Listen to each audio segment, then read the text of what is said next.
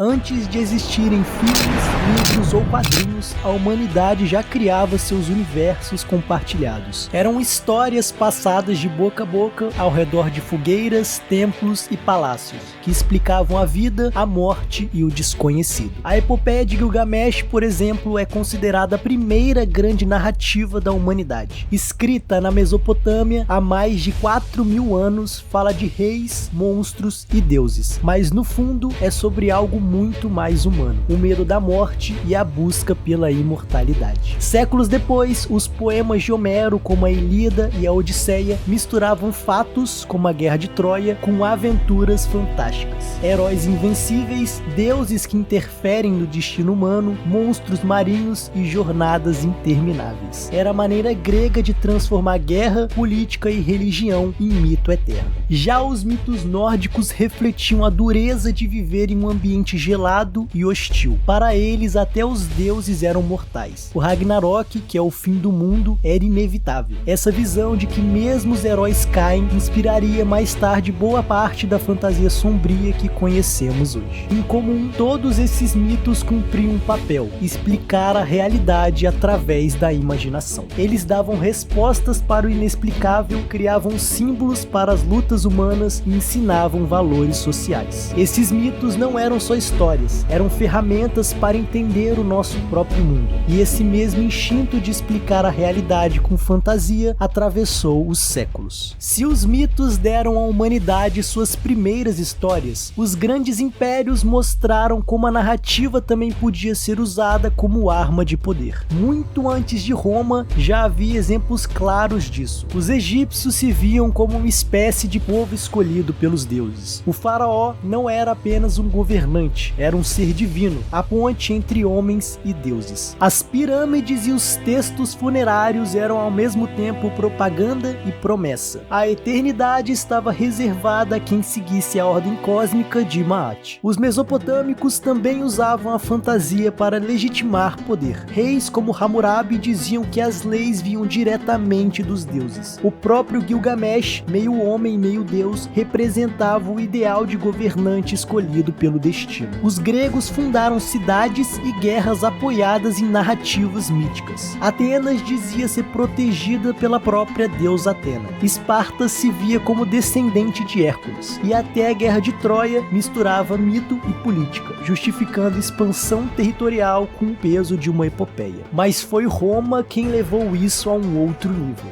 Roma criou a ideia de um império eterno, herdeiro dos deuses e descendente dos heróis de Troia. A Eneida de Virgílio não era só poesia, era uma propaganda imperial. Contava que Enéas, herói troiano, fugiu da destruição de Troia para fundar a linhagem que daria origem a Roma. Ou seja, o império não era apenas fruto de conquistas militares, mas o cumprimento de um destino manifesto. E essa fantasia de poder, ela ecoou até hoje. O Império Galáctico de Star Wars é uma reinterpretação direta da máquina romana. Senado, imperador, legiões. A cidade e os reinos de Tolkien refletem tanto a grandiosidade de Roma quanto o seu colapso. Por exemplo, Minas Tirith lembra uma Roma sitiada, brilhante por fora, mas decadente por dentro. Até a ideia de civilização contra a barbárie nasce aqui, com Roma se colocando como luz contra a escuridão. Roma mostrou que o poder não se sustenta só com exércitos. Ele precisa de uma narrativa que convença gerações inteiras. Mas até o império que se dizia eterno ruiu em algum momento. E quando Roma caiu, abriu-se um novo terreno fértil para a fantasia, a Idade Média, onde cavaleiros, dragões e lendas medievais moldariam o imaginário que ainda inspira a fantasia até os dias de hoje. Castelos, reis, cruzadas, traições, a Idade Média virou o cenário favorito da fantasia. Mas por quê? Porque com certeza era um tempo de contradições, fé e violência, honra e traição, nobreza e miséria, e as histórias medievais com certeza refletiam essas tensões. Como por exemplo a Guerra das Rosas na Inglaterra do século XV, onde foi o palco de lutas ginásticas e intrigas sangrentas que inspiraram o clima político de universos como Game of Thrones. Tiveram cruzadas que foram confrontos motivados pela fé e pelo poder, que misturaram aventura, sacrifício e violência, e deram origem a ideias de missões épicas. militares. E também castelos e reinos, que são símbolos de poder, onde aliança e traições moldavam destinos de nações inteiras. E ao mesmo tempo, lendas e mitos medievais consolidaram a fantasia, como por exemplo o Santo Graal e a Távola Redonda, que são histórias de cavaleiros e missões impossíveis que moldaram o conceito de honra, coragem e aventura épica na fantasia. E também tivemos a ascensão do folclore europeu, onde criaturas como dragões, bruxas e monstros começaram a se consolidar nesse período, refletindo medos e moralidades locais. E o imaginário medieval se tornou a base de jogos de interpretação e RPGs atuais. Cavaleiros, castelos, magias e monstros que povoavam as lendas e contos medievais viraram classes, quests e mundos inteiros em jogos como Dungeons & Dragons, Baldur's Gate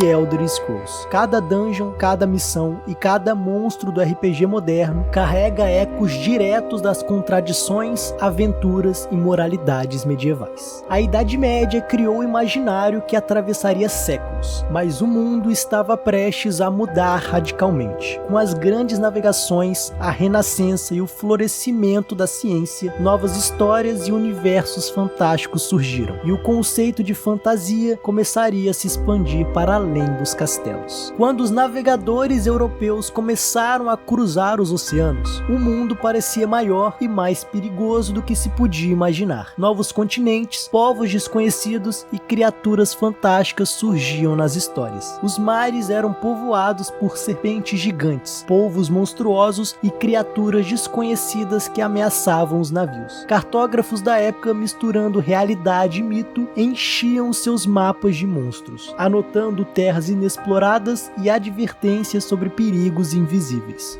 O lendário Kraken, que é um polvo gigante capaz de engolir navios inteiros, simbolizava o medo do desconhecido e a fascinante atração pelo perigo. Exploradores também acreditavam que para além dos oceanos existiam terras habitadas por seres colossais, refletindo tanto o medo quanto a curiosidade humana. Lendas como a Atlântida inspiravam a ideia de civilizações avançadas desaparecidas, moldando o imaginário de futuras aventuras fantásticas. E o imaginário da época também se encheu de corsários, tesouros escondidos e mares perigosos, criando o arquétipo que inspiraria obras como A Ilha do Tesouro e histórias piratas modernas, além de influenciar jogos e filmes de aventura. O fascínio por mundos perdidos, monstros desconhecidos e pirataria atravessou séculos, moldando não apenas livros de aventuras, mas toda a fantasia contemporânea. As aventuras de Tolkien, Ilhas Misteriosas de Avatar e até o horror cósmico de Lovecraft carregam ecos dessas lendas. Criaturas gigantes, civilizações esquecidas, mares perigosos e territórios inexplorados continuam a ser símbolo de medo, curiosidade e aventura, diretamente herdado da era das grandes descobertas. Mas o verdadeiro abalo não viria só das viagens, e sim das ideias, que começariam a desafiar a própria visão do mundo, preparando o terreno para a chegada da fantasia científica. Do Renascimento à Revolução Científica, o mundo deixou de ser apenas misterioso e passou a ser investigável. O homem começou a observar, medir e experimentar, e o conhecimento científico expandiu os limites do que se acreditava possível. Essa transformação mudou não só a sociedade, mas também a imaginação, abrindo caminho para um novo tipo de fantasia, a ficção científica. Astronomia, anatomia, física e química criaram maravilhas e também muitos medos.